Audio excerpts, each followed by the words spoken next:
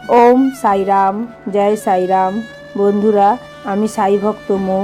আজকে তোমাদের কাছে বলতে এসেছি যে শিরডি থেকে বাবা আমার বাড়িতে কিভাবে এসেছে, আর গুরু পূর্ণিমার দিন আমি কিভাবে সারাদিন বাবার সঙ্গে কাটিয়েছি।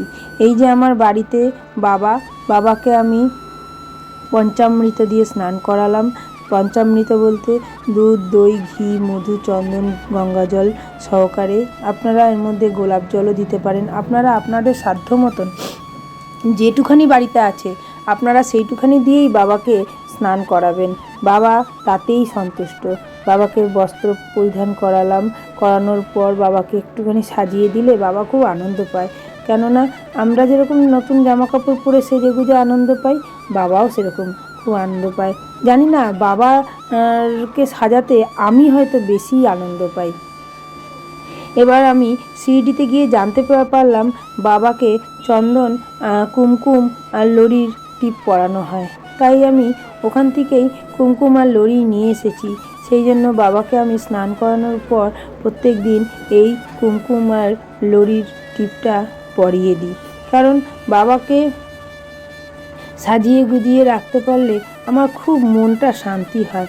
এবার দেখুন, কুমকুম লরির টিপটা পরার পর বাবার হাসি মুখটা কি ভালো লাগছে।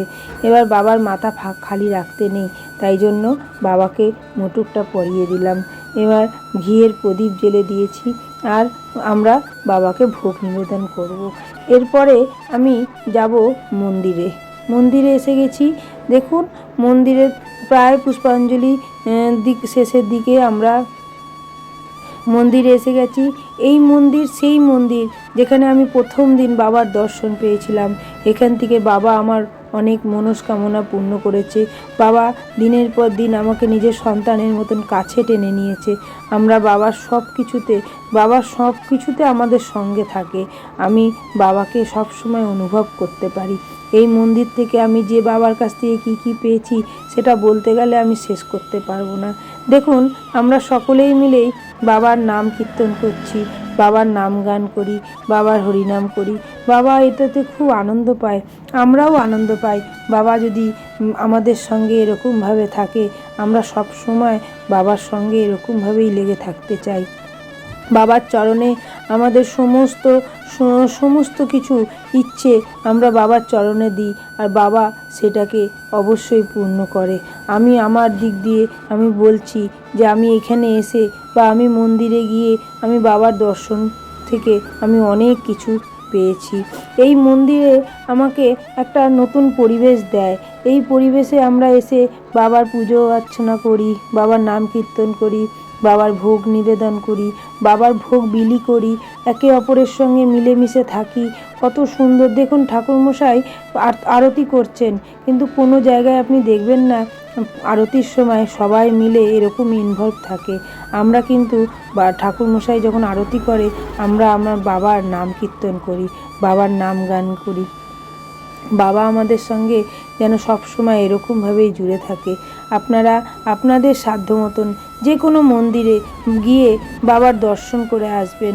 আপনাদের ইচ্ছে মতন আপনারা বাবাকে পুজো নিবেদন করবেন।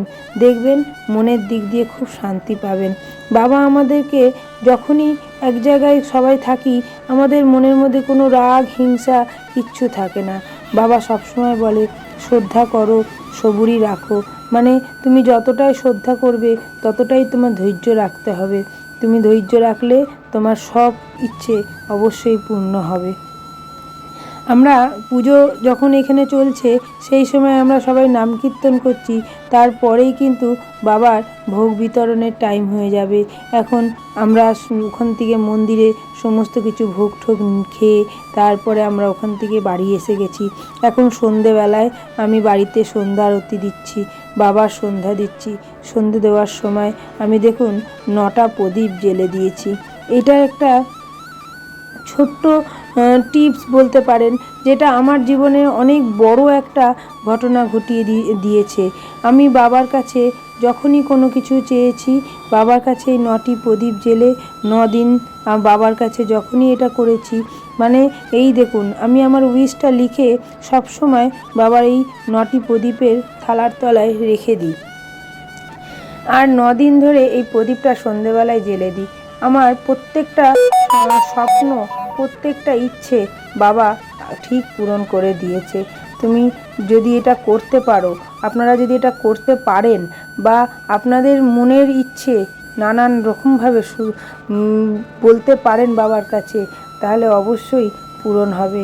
আমি শিরডি থেকে বাবাকে যেদিন নিয়ে এসেছি, তারপরেই বাবার পাদুকা এখানে শিরডি থেকেই নিয়ে এসেছি। দেখুন বাবার পাদুকা, আর দর্শন করুন, প্রণাম করুন। বাবার পাদুকা দেখে প্রত্যেকের খুব ভালোই লাগবে। এটা আমার ঘরের ছোট্ট একটা মন্দির। যদি ভালো লেগে থাকে অবশ্যই লাইক শেয়ার করবেন। আর ওম সাইরাম, জয় সাই।